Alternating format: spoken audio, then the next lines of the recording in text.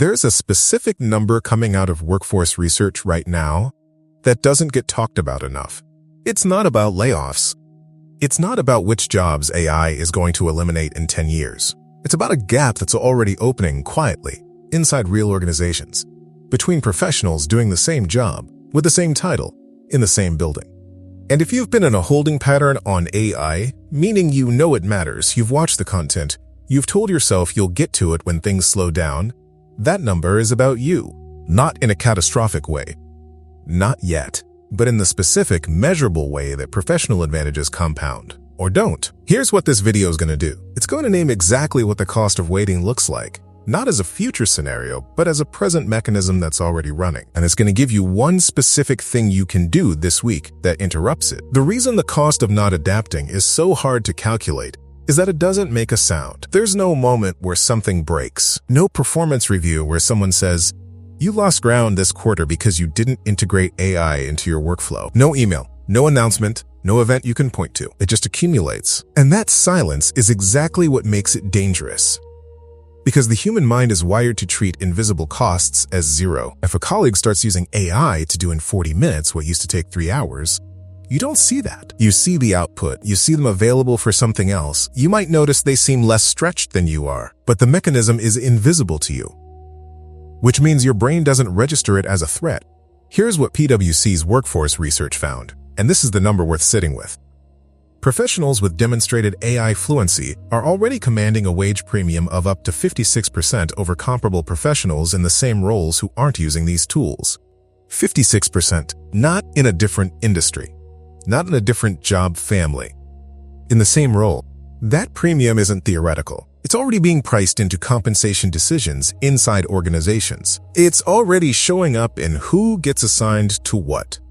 And it's compounding, meaning the gap that exists today between someone who started 6 months ago and someone who hasn't started yet is not going to stay the same size. The professional who started 6 months ago isn't just 6 months ahead. They're 6 months of real feedback loops ahead, 6 months of learning what works in their specific kind of work. 6 months of building the fluency that only comes from actually doing it, not watching it being done. That's a different kind of distance than it sounds. Let's talk about what this actually costs when you break it down into pieces. There are 3 specific costs that accumulate when someone stays in the holding pattern. Most people only think about one of them. The first is the compensation gap. That's the 56%, the documented wage premium that's already being priced into the market. This isn't coming, it's here. And every month in the holding pattern is a month that gap is widening in somebody else's favor inside your own organization. The second cost is internal visibility erosion. This one is subtler, and in some ways, more damaging in the short term. A pattern that keeps appearing in organizational research is this. When AI-fluent employees exist on a team, they get disproportionately assigned to the projects that matter. Not because anyone made a policy decision, because when a manager has a high-stakes deliverable and limited time, they naturally reach for the person who can turn it around faster and at higher quality. That's not a merit judgment. It's arithmetic, but the consequence is that the professional who hasn't integrated starts to become invisible in the rooms where things get decided, slowly, without anyone intending it and without any single moment that explains the drift. The third cost is the one nobody talks about, the compounding head start disadvantage. And this is the one that contains the internal objection worth addressing directly, because a lot of professionals in this position aren't avoidant. They're strategic. They've watched people rush into tools that didn't matter, waste months on the wrong things, and come back with nothing to show for it. And so they've decided, I'll wait until I understand what's actually worth learning. That's not irrational. It's also not as safe as it sounds. Here's why. The professionals who adapted earlier weren't braver. They weren't more technically gifted. They weren't more willing to disrupt their workflow. They were earlier. That's the only difference. And being earlier meant they accumulated something that can't be transferred, borrowed, or caught up to through a course. Actual working experience with these tools inside their specific professional context. That experience is worth more than it sounds, because AI tools don't work the same way for a financial analyst as they do for a marketing coordinator. The person who's been iterating inside their actual work for 6 months has developed a functional intuition that no tutorial teaches. And the person who starts today, even if they start well, doesn't have that yet. So let me show you how this mechanism actually works. Here's the mechanism in its simplest form. Every professional skill that matters was built through a feedback loop. You tried something, you saw what happened, you adjusted, you tried again. The loop ran hundreds of times before the skill became reliable. AI integration is not different. The person who has been running that loop for 6 months inside their actual work, their actual deliverables, their actual deadlines, their actual client or stakeholder expectations, has run that loop hundreds of times. The person who starts today starts the loop today, and that gap, that loop count gap, does not close through knowledge. It closes through time and reps, which means the honest answer is, every month in the holding pattern adds a month to the catch-up time. Not because the skills are complex, because the feedback loops only run when you're actually working with the tools. This is what the 6-month head start actually means. It's not 6 months of knowing more. It's 6 months of the loop having run. 6 months of having made the mistakes that produce real fluency. 6 months of having built the working relationship between existing craft and new capability that makes the combination something a tool alone can't produce. And here's the thing about the cost of waiting that nobody calculates.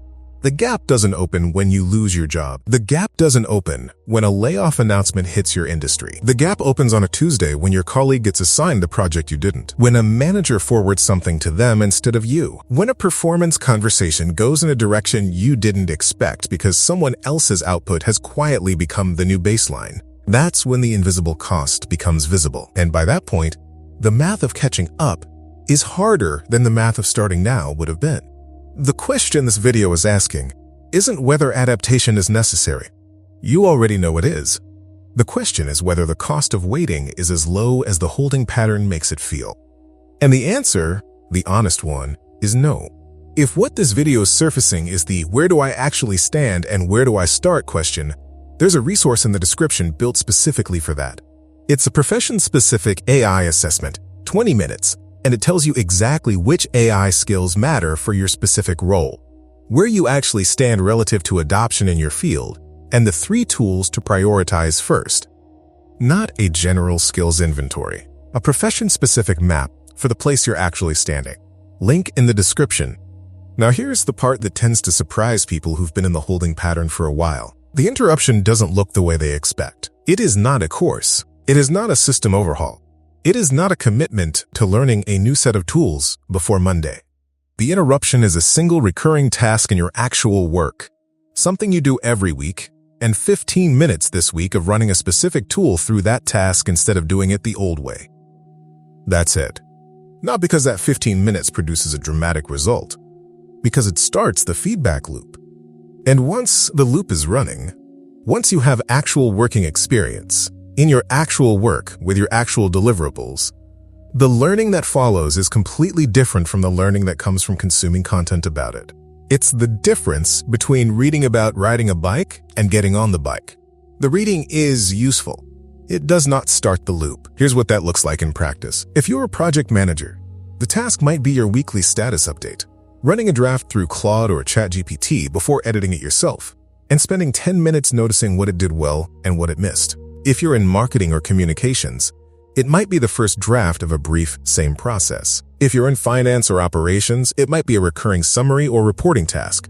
One pass with a tool, one pass with your own judgment, noticing where they diverge. The task almost doesn't matter at this stage. What matters is that the loop starts, because the professionals who close the gap, the ones who are now on the right side of that 56%, didn't start with a complete system. They started with one task, and then they had real experience to build on instead of content to keep consuming. Now you know what the cost of waiting actually is. Not abstract future risk. A measurable present tense gap in compensation and visibility that compounds with every month the loop doesn't run. And now you know that the interruption is smaller than the holding pattern makes it feel. One task, 15 minutes this week. That's what starting actually looks like.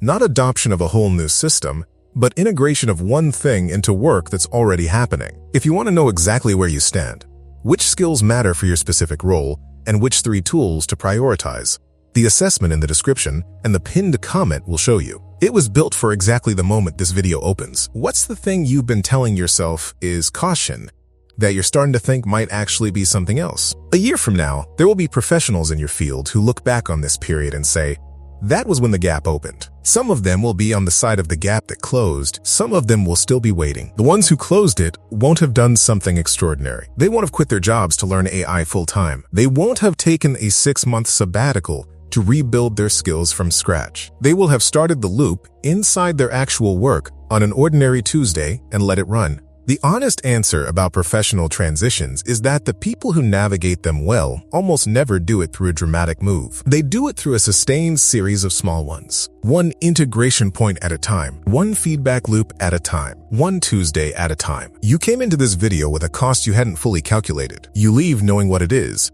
how it compounds, and what interrupts it. That's not a small thing. Most people in your exact professional position, in the same holding pattern, telling themselves the same thing about strategy and patience, don't have that at the end of an ordinary Tuesday. You do now. The professionals in your field who go through this transition and come out the other side, craft intact, skills expanded, confidence rebuilt on something real, are not exceptional people. They are people who found the right integration path and followed it. You now know what that path starts with. What you do with it is yours.